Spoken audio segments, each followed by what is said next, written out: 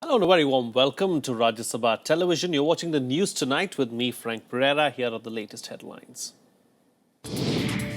Prime Minister Narendra Modi and US President Barack Obama hold summit meeting at White House, script a new chapter in Indo-US relationship. RBI announces bi-monthly monetary policy review, leaves all key rates unchanged over inflation risks and external pressures.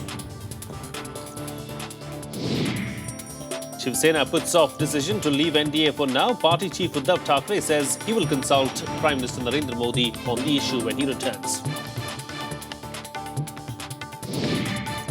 Hong Kong's chief executive tells pro-democracy activists to go home. Protesters respond with a Wednesday deadline for reforms. And in the Asian Games, India adds 4 more medals to its tally. Discus thrower Vikas Gowda turns top performer with a silver.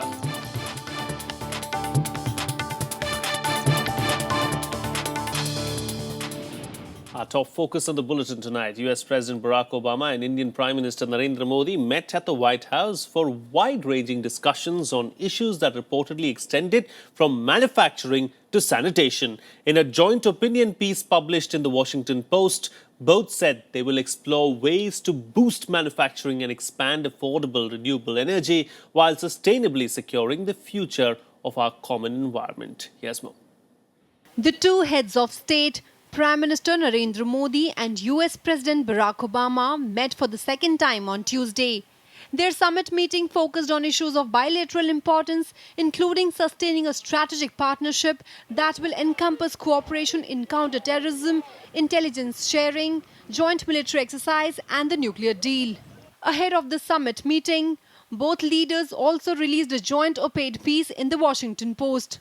Affirming the relationship between the two countries, the leaders wrote, and I quote, "As global partners, we are committed to enhancing our homeland security by sharing intelligence through counter-terrorism and law enforcement cooperation, while we jointly work to maintain freedom of navigation and lawful commerce across the seas. Our health collaboration will help us tackle the toughest of challenges, whether combating the spread of Ebola, researching cancer cures, or conquering diseases such as tuberculosis, malaria, and dengue," unquote.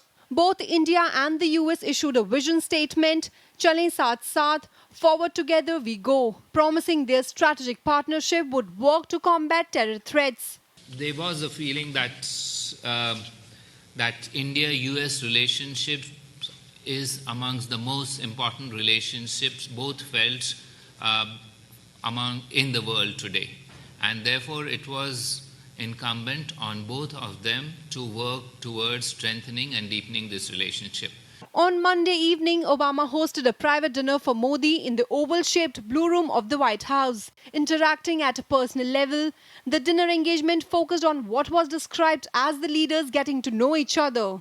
Obama said he shares similarities of concerns with Modi. The discussion was largely a sort of a get-to-know-each-other approach. And therefore, Prime Minister was asked to outline his vision of what were the issues that he faced so far and how he is working on it. And remarkably, some of those things that he mentioned seem to have a resonance from President Obama, because he said he had similar concerns when he came in first. Modi assured possible investors that the government was working to solve the issue at the latest. He also laid out his vision for the development of India as he invited them to invest in the country. His first priority was India's energy requirements, and taking that into consideration, they can expect quick decisions from the government on this. He said that they are considering a series of options, including possible auction, possibly public-private partnerships. Modi's Washington visit comes on the back of glitzy rally at New York's Madison Square Garden, where he addressed thousands of Indian Americans and US dignitaries in New York on Sunday. Bureau Report, Rajya Sabha TV. Meanwhile, Prime Minister Narendra Modi addressed the Council on Foreign Relations on Monday. He spoke on various pressing matters, including liberalizing India's economy, worldwide terrorism, and a WTO trade pact. He, however, stood firmly that an agreement on food stockpiles and trade facilitation must go hand in hand and together. Here's a report. In a speech at the New York-based think tank Council on Foreign Relations, Prime Minister Modi talked about his views on trade, which many business leaders are interested in after India's blockage of a key World Trade Organization agreement. Modi said that India is committed to working with the international community to facilitate a WTO agreement. हम भी मानते हैं कि विश्व के साथ हमको काम करना है, लेकिन मेरे देश में गरीब लोग हैं, गरीबों को भूखा रख करके हम नहीं चल सकते, और इसलिए food security and trade facilitation दोनों चीज़ें एक साथ चलनी चाहिए, ये मेरे देश का आग्रह है. Modi also vowed to get India's economy back on track with his Make in India initiative. Mission को लेकर के हम आगे बढ़ रहे हैं, स्किल डेवलपमेंट पर हम बल दे रहे हैं, हम कानूनों में काफ़ी बदलाव ला रहे हैं, हमने लेबर रिफॉर्म्स किए हैं. The Prime Minister said India and the United States had a partnership based on shared values of democracy and openness. He also warned US not to withdraw troops from Afghanistan in a haste and repeat the mistake it committed in Iraq. इतना तेजी से withdraw करने के बाद Iraq का जो हाल हुआ, अफगानिस्तान में विड्रॉल की प्रोसेस बहुत स्लो होनी चाहिए. अफगानिस्तान को अपने बल पर खड़े होने देना चाहिए, तभी जाकर के तालिबान को उभरने से वो रोक पाएगा. Modi also mentioned that India and China had the capability to resolve the boundary question and there was no need for arbitration in the matter. चीन और भारत डायरेक्ट बातचीत कर रहे हैं, इसलिए कोई अलग आर्बिट्रेशन की आवश्यकता नहीं रहती है. अभी भी चीन के साथ व्यक्तिगत भी मेरे संबंध अच्छे रहे हैं.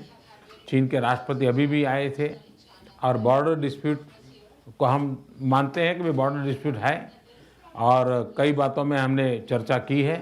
वो चर्चा को हम और आगे बढ़ाएंगे, लेकिन हम दोनों इस बात से सहमत हैं कि हम मिलकर के बहुत ही जल्द इस समाधान को करेंगे, इसलिए हमें कोई आर्बिट्रेशन की जरूरत नहीं पड़ेगी. भी मेरे संबंध अच्छे रहे. Prime Minister Modi also reiterated that India wants to build friendly relations with all its neighbors. Bureau Report, Rajya Sabha TV. Well, Shiv Sena chief Uddhav Thackeray has said that Shiv Sena has not finalized its decision to pull out of the NDA. His remark comes a day after Shiv Sena decided to pull out Anant Gite, its only man in Modi's cabinet at the centre. Thackeray said a final call will be taken after Prime Minister Narendra Modi returns from the United States.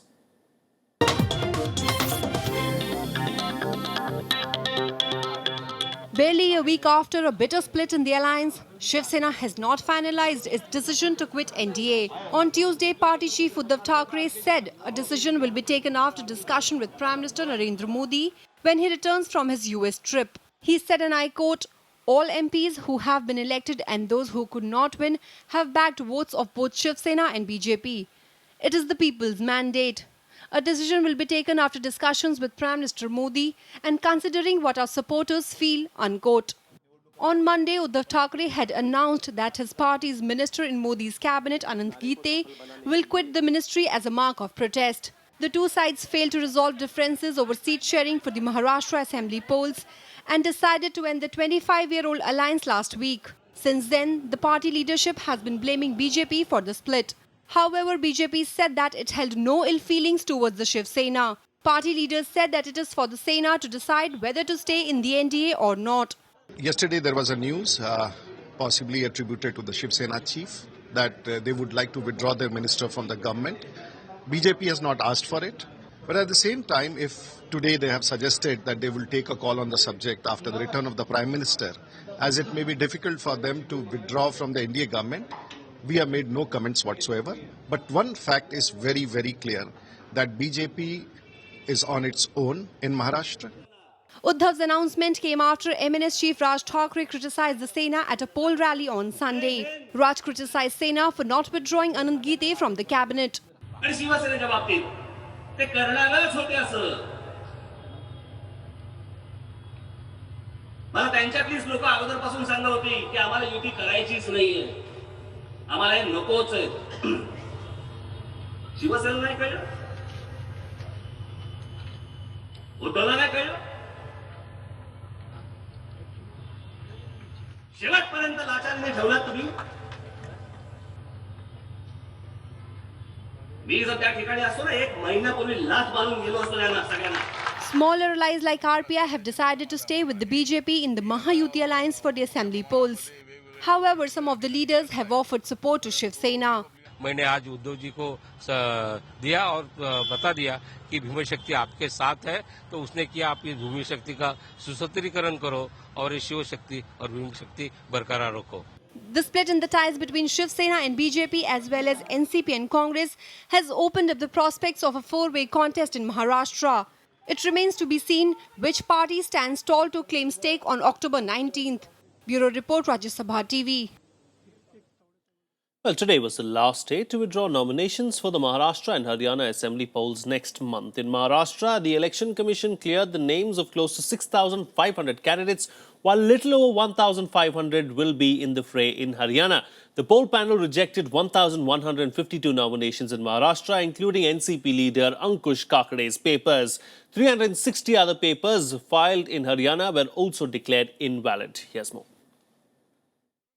Nomination papers of as many as 6,494 candidates in the fray for assembly polls in Maharashtra were found valid after scrutiny yesterday. In all, 1,152 nominations were rejected. The total number of candidates who filed nominations from 288 assembly constituencies was 7,646. Senior leader and spokesperson of NCP, Ankush Kakde's nomination was declared invalid after scrutiny. Kakde's nomination was rejected as he had missed adding a mandatory election affidavit to his nomination forms. Considered a close confidant of NCP Chief Sharad Pawar, Kakde missed the 3 p.m. deadline on Saturday to submit the affidavit in time. The rejection of Kakde's nomination papers for the prestigious Kasaba Pet seat has assumed a political hue as it has subsequently left Deepak Mankar as the NCP candidate in the fray. In Haryana, a total of 1,565 candidates remained in the fray for the assembly polls on October 15th. The Election Commission said 360 nominations were rejected during scrutiny. Out of the total number of candidates, 162 were female contestants. Besides Chief Minister Bhupinder Singh Hooda, the key contestants include Ajay Singh Yadav, ML Khatar, Abhay Singh Chautala, former Union Minister Vinod Sharma, Kuldeep Bishnoi and Gopal Kanda. Haryana is set to witness a multi-cornered contest this time. BJP is testing electoral waters in Haryana on its own for the first time by fielding candidates in all 90 assembly seats. Bureau Report, Rajya Sabha Television. For all the other election-related news and updates, here's a quick wrap in Polpuri. BJP President Amit Shah addressed a rally in Haryana's Hisar district today. He urged voters to opt for an educated, dynamic and young leader to lead the state. He took on Om Prakash Chautala's claim to form a government despite his conviction in recruitment scam. Amit Shah has ruled out any post-poll tie-up with Chautala-led INLD. He also accused the Congress of pushing the state backwards during the past 10 years of its rule. Congress leader Dipinder Hooda addressed a rally in Haryana's Samalkhat today, a day after his father, Chief Minister Bhupinder Singh Hooda, campaigned in Karnal. Dipinder Hooda continued the Congress's campaign targeted against the BJP. Speaking at the rally, Hooda raised the issue of inflation, food price rise. He said the BJP failed to rein in these issues despite coming to power in May this year. The Congress will release its election manifesto for Haryana on Wednesday. The Election Commission on Tuesday issued guidelines for political advertisements on social media sites. Under the new rule, ads need to be certified before being put in public domain. The EC also asked social networking sites to maintain and furnish records of expenditure incurred by political parties and individual candidates. Former Maharashtra Chief Minister Prithviraj Chavan and MPCC President Manikrao Thakre will kick off the Congress election campaign with a public rally in Tuljapur. Chavan said that he has invited Congress President Sonia Gandhi, Party Vice President Rahul Gandhi and former Prime Minister Manmohan Singh for campaigning in the state. Union Home Minister Rajnath Singh on Tuesday said that after winning a majority in the Lok Sabha elections, the BJP's target now is to form governments in all states. He also promised that the BJP will make India a superpower if it's given a chance to stay in power for 10 years. You can also watch our detailed election coverage on Rajya Sabha television, Verdict 2014, every day at 7 and 10 in the morning and 6 in the evening.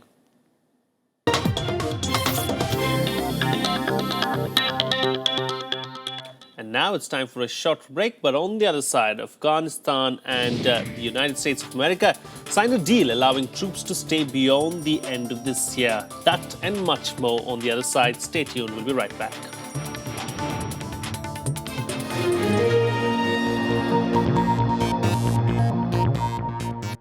Welcome back. You're watching Rajya Sabha television. Well, for the fourth time in a row, the Reserve Bank kept key policy rates unchanged, citing risks to its 6% inflation target by Jan 2016. Going forward, any decision on rates will purely be dependent on the inflation data. Here's a report. Reserve Bank Governor Raghuram Rajan on Tuesday left all key rates unchanged, citing increased risks to inflation and the difficult external situation, especially on the geopolitical front. This is the fourth consecutive time that the RBI has kept key interest rates unchanged, despite the industry's demand to cut rates to boost the economy. The short-term lending rate now stands at 8% and the cash reserve requirement of banks at 4%. The statutory liquidity ratio has also been retained at 22%. As far as the rates go, we didn't make any move. But I think what you should read in the policy is both our views on the evolution of inflation going forward. So this is flexibility for the banks. It doesn't say anything about the overall path of SLR and where that will be. The progress that you should expect is that over time, as government finances improve, SLR will be steadily cut to a level which is consistent with the liquidity needs. According to the RBI chief, the momentum of activity in all sectors of the economy is yet to stabilize. We reiterated, if you look at the words, we reiterated broadly the guidance that we gave in the August policy, but also emphasized that at least the data developments since August have been positive. That the monsoon has been better than expected, and of course oil prices have come down significantly. Inflation as measured by the Consumer Price Index in August slowed to 7.80% from 7.96% in July. Wholesale Price Index-based inflation also fell in August to 3.47%, near a 5-year low. Rajan, who raised rates thrice since last September, has been adamant that inflation has to be controlled if the country wants to get back on the path of the high economic growth. Bureau Report, Rajya Sabha TV. Moving on now, a special bench of the Karnataka High Court is expected to hold the hearing on AIADMK Supremo Jayalalithas bail petition tomorrow. The High Court had earlier deferred the hearing, saying a public prosecutor was yet to be appointed in the case. Jayalalitha and her 3 associates moved the Karnataka High Court yesterday. In her petition, Jayalalitha maintained that charges of amassing illegal wealth were false and that she had acquired property through legal means. Actors and directors from the Tamil film fraternity went on a hunger strike in Chennai, demonstrating support for her. Cinema theatres were also shut till 6 p.m. on Tuesday. Today, I appeared before the court and submitted in court that they have not so far received an official communication regarding appointment of SPP, regarding my appointment. So only after the receipt of that appointment order, I will represent the... The case was called out in the court at around 11:20. They wanted to hear the matter and suspend the sentence as well as have a bail. Now the appeal is against the order passed by the trial court convicting them for 4 years simple imprisonment and 100 crores of fine, as well as 10 crores of fine each 2, 3 and 4. Against that they have filed an appeal, and they have also sought for a suspension of sentence as well as for the bail. Moving on now, India's Mars orbiter mission has sent a picture of regional dust storm activities over the northern hemisphere of the red planet.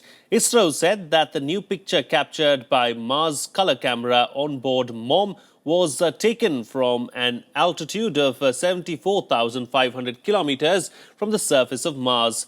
The MOM spacecraft had sent its first images of the planet on Thursday, a day after reaching the Martian orbit. MOM aims to study the Martian surface and mineral composition and scan its atmosphere for methane, which is an indicator of life. The spacecraft is equipped with 5 instruments, including a sensor to track methane or marsh gas, a color camera, and a thermal imaging spectrometer to map the surface and the mineral wealth of the planet. Let's now bring you up to date with the other national news and updates in our segment Nationwide. 3 more bodies were recovered in Meghalaya, taking the death toll due to flash floods and landslides to 55. Water has receded in many places. More people are, however, feared to have been washed away in the flood. A militant was reportedly killed in an ongoing encounter between the army and the militants in Jammu and Kashmir's Kupwara district on Tuesday. The encounter comes a month after ceasefire violations across the line of control between India and Pakistan. 16 fishermen were arrested by Sri Lankan naval personnel for allegedly fishing in its territorial waters of Nenduntivu. 4 mechanized boats were seized around midnight. Union Home Minister Rajnath Singh today said that the centre is reviewing 44 old laws and, if required, could scrap irrelevant ones. He said 12 laws will be amended. Rajnath Singh also informed that the increase in minimum pension to 1,000 rupees by the Employees Provident Fund organisation will impose a burden of 11,000 crores on the centre. Moving on, now defiant protesters blocked the streets in Hong Kong as they continued their protests for the 5th day. Hong Kong Chief Executive Leong said China will not back down under pressure from such illegal protests. Here's the latest. As thousands of demonstrators continued their protests on the streets of Hong Kong, Chief Executive Leong said such illegal protests would not change Beijing's position. Leong said the central government will not resign its decision to limit voting reforms. China too reaffirmed support for the government's handling of the protests.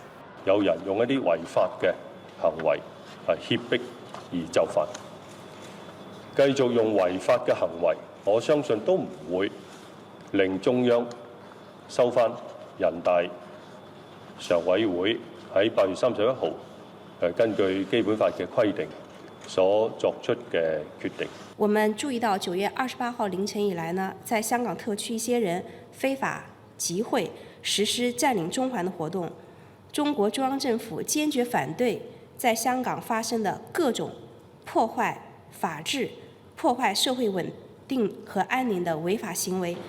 Defying government calls to dismantle their camps and return home, huge crowds continue to throng the streets, bringing parts of the city to a standstill. The numbers are expected to swell on Wednesday, which is a national holiday to mark the foundation of Communist China.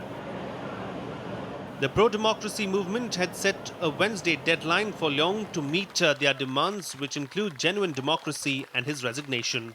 睇唔到而家嘅情況係失控嘅，失控嗰係政府用到催淚彈去鎮壓和平示威者咧，呢個政府一定失控嘅。咁所以我哋唔覺得而家有任何需要叫停呢個佔中嘅運動。如果呢個運動要停嘅話咧，最能夠令佢停就係政府。Meanwhile, the international community responded to the escalating protests, calling for restraints. We also believe that the legitimacy of the chief executive will be enhanced if the election provides the people of Hong Kong a genuine choice of candidates that are representative of the people's and the voters' will. 我们也相信，如果未来香港能够达成普选的结果，对香港、对中国大陆都是双赢。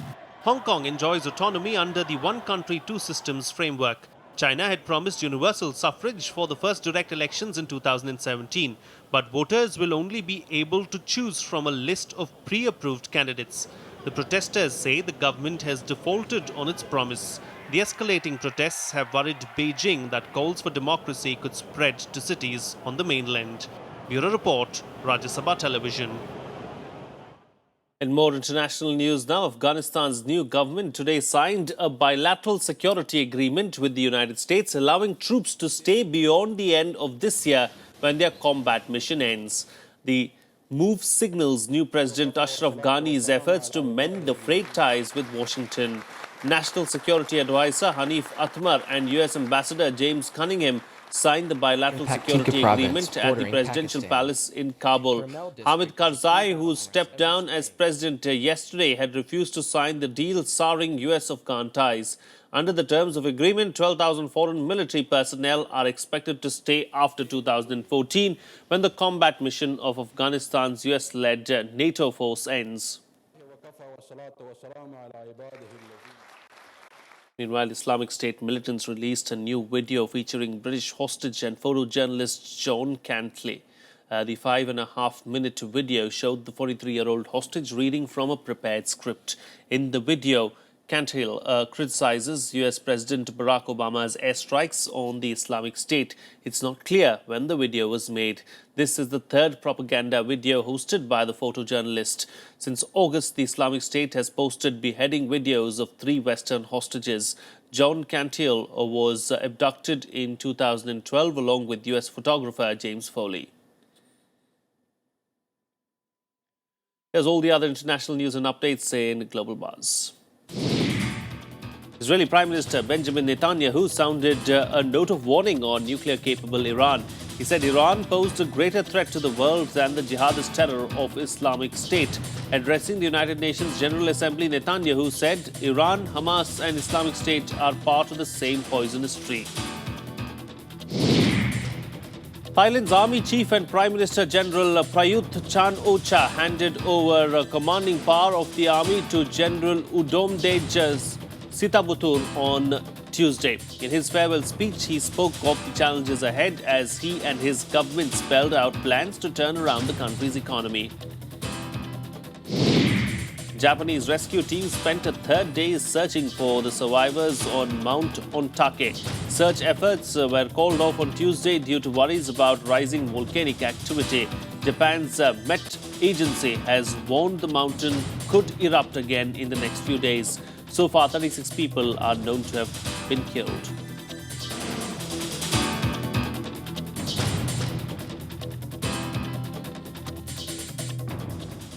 Well, it was a relatively quieter day for India at the Asian Games today. India just managed to stay within the top 10 of the medal list as it added 4 medals to its total. Vikas Gowda provided the silver lining for India in discus throw event. In hockey, India beat the host South Korea to set up a final clash with Pakistan. Here's a detailed report.